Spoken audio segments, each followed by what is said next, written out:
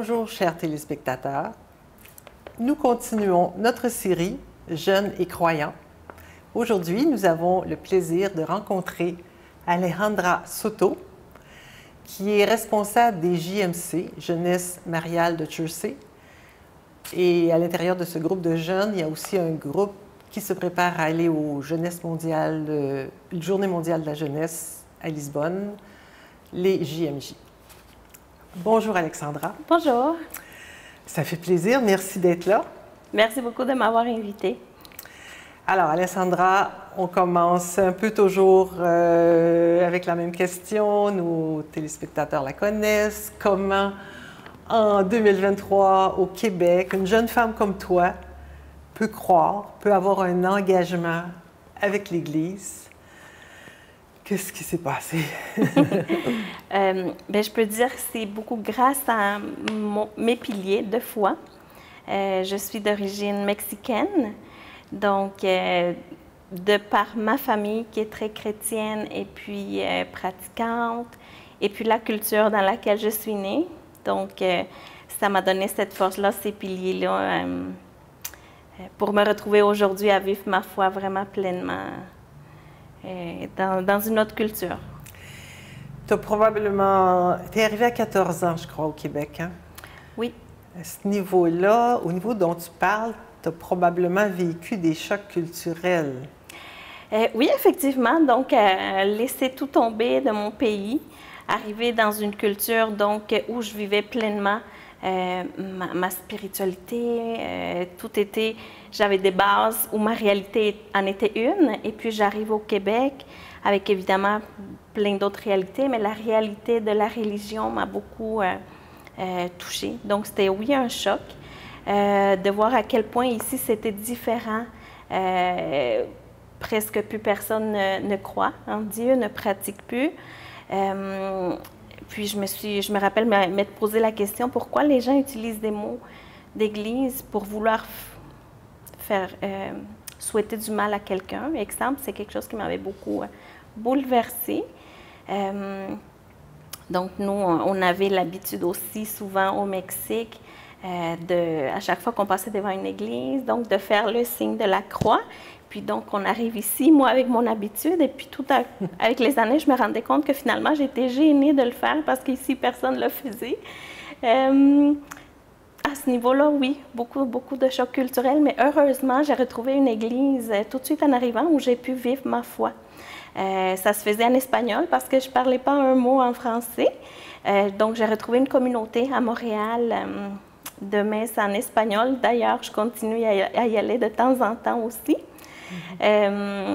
Puis c'est vraiment de là aussi un bon pilier de voir que la foi, on continue à la vivre différemment avec la culture latino-américaine, mais je suis aussi impliquée dans d'autres paroisses, au sanctuaire Marie-Reine de Cœur, où on la vit différemment, peut-être avec les chants et tout, mais finalement c'est la même.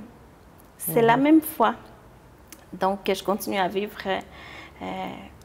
Oui, on parlera de ton expérience à Marie-Reine des Cœurs. Tu dis qu'en Amérique latine, la foi se vit très différemment, en tout cas est présente. Ça se vit comment? Pourquoi tu dis que ça fait partie de la vie? En fait, on ne se pose pas les questions. C'est que c'est tout normal qu'à la naissance d'un enfant, mais c'est normal qu'on aille le baptiser. Il n'y a pas d'autres religions qui sont encore, qui viennent faire en sorte qu'on se pose des questions. Je n'ai pas les statistiques, mais vraiment, la plupart de la population est encore catholique. Donc, aussitôt un enfant naît, bon, on le sait, ça va être quand le baptême. Aussitôt, il y a un couple qui se crée, mais bon, c'est quand le mariage. Donc, toutes ces célébrations, ces sacrements se vivent vraiment pleinement, sans se poser des questions. Donc, ça fait partie vraiment de la culture. Oui. OK. Puis, je te posais une question la dernière fois en disant... c'était comme ça au Québec avant. Ça faisait partie de la culture d'être chrétien, d'être catholique. C'était intimement lié. Pourquoi chez vous, ça n'arriverait pas la même chose qui arrive ici, c'est-à-dire cette désaffectation? Est-ce que tu imagines ça là-bas? Non. Donc, la religion est encore très ancrée dans la vie de tous les jours. Donc, dans les espaces publics, il y a encore des images religieuses, des croix, que ce soit dans les écoles, hôpitaux, dans les petits commerces surtout. Dans les maisons, on arrive chez les gens, puis c'est normal de voir des croix. Puis c'est très dans la pratique, donc des gens vont prier le chapelet, encore en famille. C'est très enraciné, si je peux dire, des expressions courantes, qui peuvent passer à la télé, dans les médias et tout, ça passe. Il y a des expressions, si je peux traduire pour dire à quelqu'un, bon, ben on se voit la semaine prochaine, si Dieu le veut. Donc, il y a des petites phrases qui sont utilisées un peu par-ci, par-là, dans le langage qui est très normal. Oui, on entend souvent chez les Sud-Américains, « Grâce à Dieu, j'ai fait ceci. Oui. Grâce à Dieu, il m'est arrivé cela. » Oui. Alors, ici, tu es au Québec, tu t'as laissé entendre tantôt que oui, tu continues de vivre ta foi dans un contexte agnostique, athée, enfin, où on a enlevé Dieu de la vie. Comment tu vis ta foi dans ce contexte-là? Toujours avec la force de l'Esprit Saint, donc essayer de garder, de vivre ma foi à tous les jours. Donc moi, j'ai toujours porté une croix ou une médaille de la Vierge, et puis c'est quelque chose qui me rappelle, OK, Dieu est avec moi. Un moment difficile, ben, je demande à Dieu son aide, ou peu importe. Puis ceci depuis mon enfance, adolescence, là, je le vivais ainsi. J'avais un examen, bon, Dieu est avec moi, tout va bien aller, donc je le sais. On vit différemment quand on sait que Dieu est avec nous. Donc on se laisse moins tomber dans le désespoir, la dépression et tout ça, parce que non, c'est vrai, je ne suis pas toute seule. Puis je pense que c'est une belle façon de voir la vie. Puis à travers ton travail, est-ce que ta vie de famille, comment tu as trouvé de conjuguer avec tout ça, conjuguer ta foi avec tout ça? C'est sûr qu'il y a beaucoup de critiques. Quand les gens se rendent compte qu'on est encore croyants, on nous voit comme... On voit ça très rare, on nous voit comme des personnes bizarres ou pas intelligentes. J'ai beaucoup entendu des critiques, que ce soit dans mon milieu de travail ou des amitiés, ou des petites expressions qui se laissaient couler en disant « toi puis tes petites prières, toi et ton Dieu ». Moi, je me suis dit, bon, on a le choix de répliquer ou de... Mais je ne veux pas provoquer. Je ne veux pas provoquer. Moi, la façon que je le vis, c'est que je l'écoute, mais bon, on prie pour les autres. Parce que je pense que les personnes veulent justement provoquer quelque chose à nous. Et puis nous, on vit vraiment notre foi dans la paix totale. Donc, effectivement, oui, j'ai vécu beaucoup de critiques, mais on passe à travers. C'est...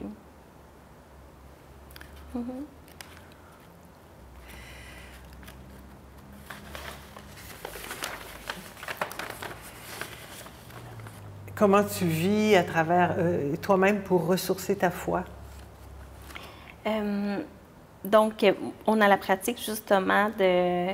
J'ai toujours gardé la pratique de prier le chapelet en famille. Ah oui. On le fait vraiment, ça me vient de ma grand-mère maternelle, donc... et puis ma mère aussi nous a éduqués ainsi. Et puis moi-même, je le fais. J'ai des enfants, puis...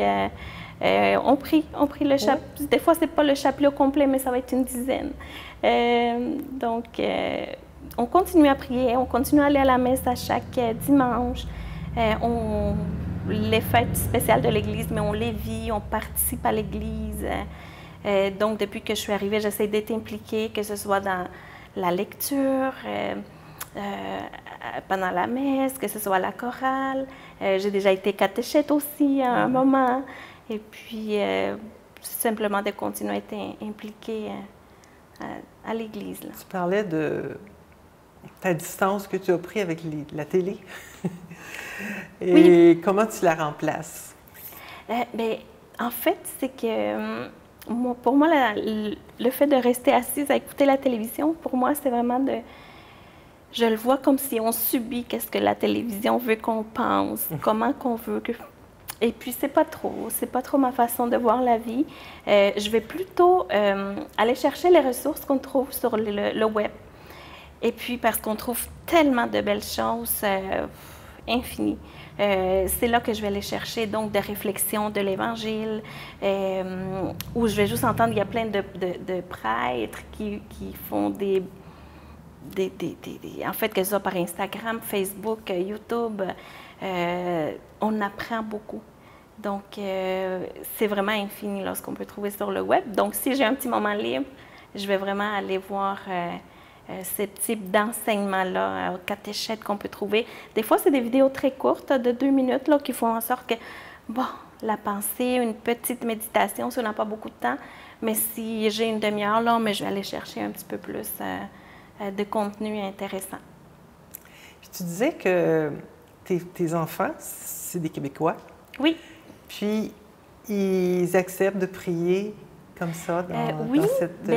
parce qu'en fait, oui, je m'excuse. Mais c'est parce qu'en fait, c'est ce qu'on leur transmet. Comme on leur transmet la langue maternelle, d'ailleurs, ils parlent les deux, espagnol puis français, donc, mais on leur transmet, comme c'était ici le cas, j'imagine, il y a quelques années.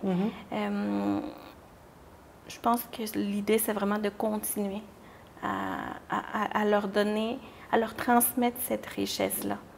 Pour eux, c'est normal. Là. Ils savent que, OK, c'est l'heure du dodo, bon, on va les prier. Puis ils savent déjà. Il n'y a aucun... Donc, ils sont contents. Puis, des fois, je leur demande pourquoi tu veux prier. Puis, je les amène à faire des petites réflexions.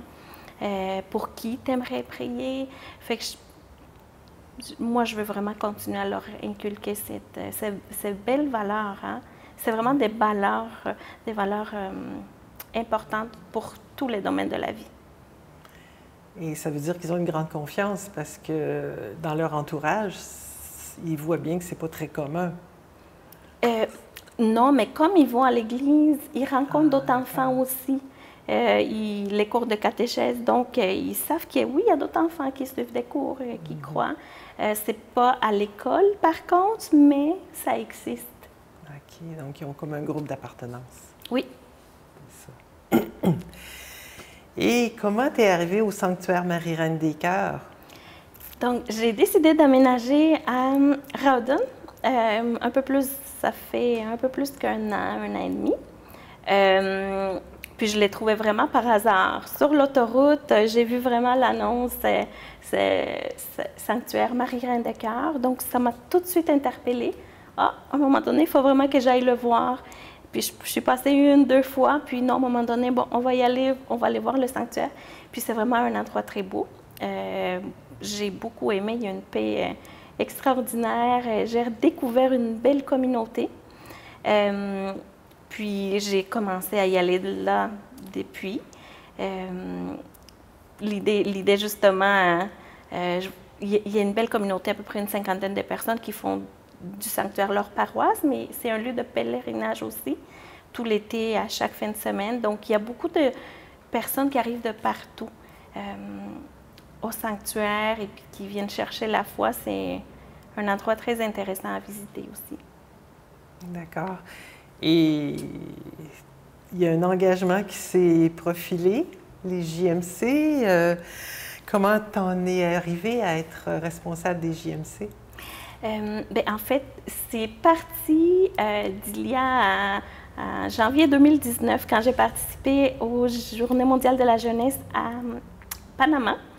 Et puis, c'était une très belle expérience que j'ai vécue là. Je suis allée en tant qu'accompagnatrice d'un gros groupe de 40 personnes. Puis, quand ça s'est terminé, je me suis dit, c'est sûr que d'ici 3 ans, je vais y aller encore, je vais essayer d'accompagner un groupe.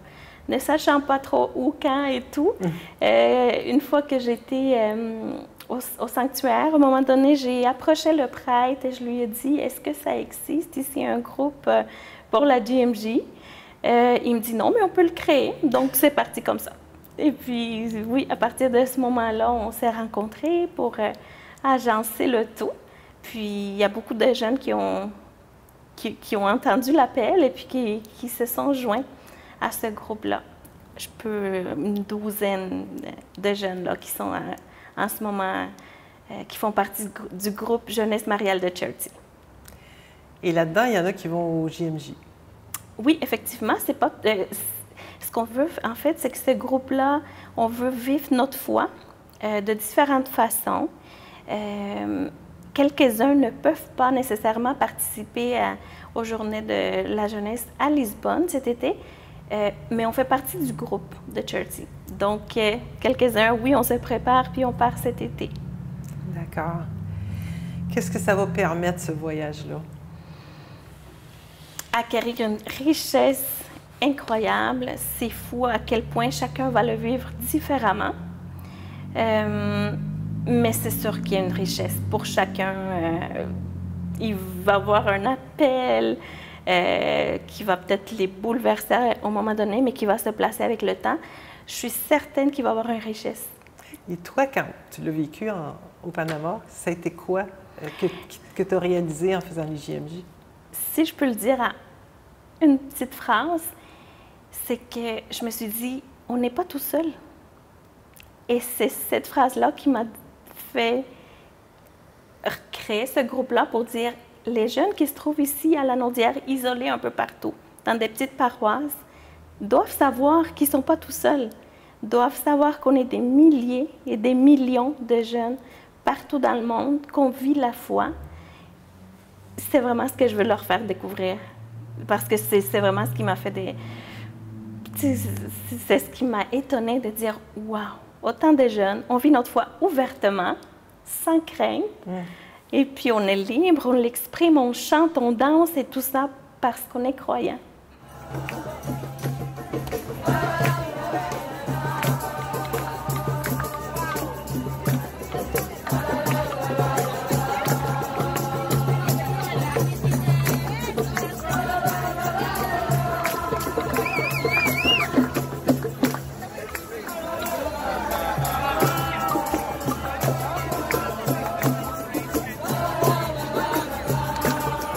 Ça change quoi de savoir qu'on n'est pas tout seul? Ah, c'est une force. Je parlais tantôt de pilier, de savoir que dans la situation actuelle où je vis au Québec, il y a une réalité, mais je pense que c'est pas la même réalité que partout dans le monde, fait que spirituellement, je me lie à tous ces gens-là qui sont ailleurs. Je suis vraiment pas tout seul, puis ça nous aide à continuer. Ça nous donne la force.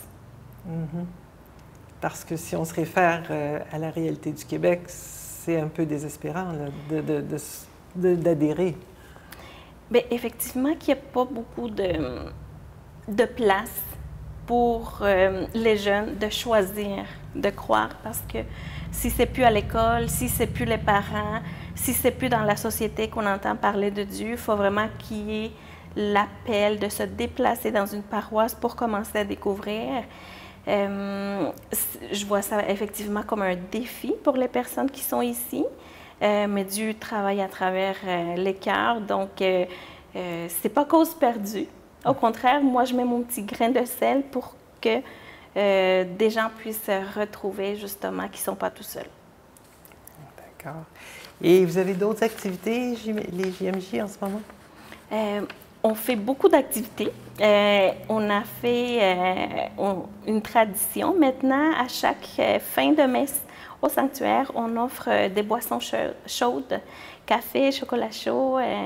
Initialement, on l'a fait pour notre financement de voyage, mais on se rend compte que ça a créé un effet de communauté où les gens restent après la messe à chaque dimanche pour se jaser pendant l'hiver, mais on fait un feu de camp. C'est vraiment très agréable et puis on se rend compte que la communauté est plus soudée. Fait que si déjà nous, les jeunes, on peut faire ça, bien, il y a plein de choses qu'on peut faire. On a fait plein d'autres activités pour de belles activités. Il n'y a pas longtemps, on est allé dans une résidence pour personnes âgées pour partager notre foi et puis pouvoir jaser avec eux aussi dans des petits cercles ou en grands groupes. Et puis ça a été très enrichissant aussi de voir à quel point ils sont contents aussi, qu'il y ait des jeunes qui prennent la relève, mais qu'on est courageux. Mais nous aussi, on veut aller chercher leur sagesse, leurs conseils.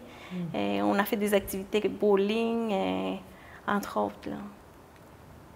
Puis c'est quoi pour un jeune le défi de faire partie des JMC, par exemple? Comme j'ai glissé un petit mot tantôt, c'est que c'est pas naturel pour un jeune de retrouver justement l'espace pour connaître la foi, connaître Dieu. Évidemment, dans la société, il y a beaucoup d'autres portes qu'on peut ouvrir facilement pour aller chercher de l'information qui n'est pas nécessairement la bonne. Là. En parlant de l'Internet, mais tout ce qu'on peut trouver là-dedans. Maintenant, les drogues sont très accessibles partout et c'est normal. Donc, c'est vraiment des façons qu'ils ont pour chercher. Quelqu'un qui se cherche, mais c'est très facile de tomber dans le New Age et le yoga, méditation, qui va faire du bien, mais qui n'est pas nécessairement... Donc, pour un jeune qui veut chercher la foi, il faut vraiment qu'il passe plusieurs obstacles ou d'entendre parler par quelqu'un. Donc, moi, je me suis dit, bon, si je peux au moins par ma personne ou par le groupe déjà faire en sorte que d'autres jeunes entendent et puis qu'ils se disent, bon, il y a des jeunes qui croient. Oui, c'est ça. C'est créer un espace justement pour eux. Puis ton rôle par rapport au JMC, ton but comme responsable? J'essaye justement de créer cet espace-là à ces jeunes-là, de dire, OK, on peut créer un espace, un moment où on peut vivre notre foi. Moi, mon rôle, c'est vraiment juste de laisser l'espace libre pour que chacun puisse le vivre à leur façon, au moment qu'ils préfèrent, les sujets, les thèmes, les activités qu'ils vont préférer, la façon qu'ils vont vouloir s'impliquer aussi et partager. Donc, moi, j'essaie simplement de proposer des moments, des activités. Bon, ben, on va être à l'écoute de ce qu'ils veulent. Par exemple, une jeune a glissé. Il me semble qu'on fait beaucoup d'activités de financement, mais on ne prend pas assez le temps pour prier.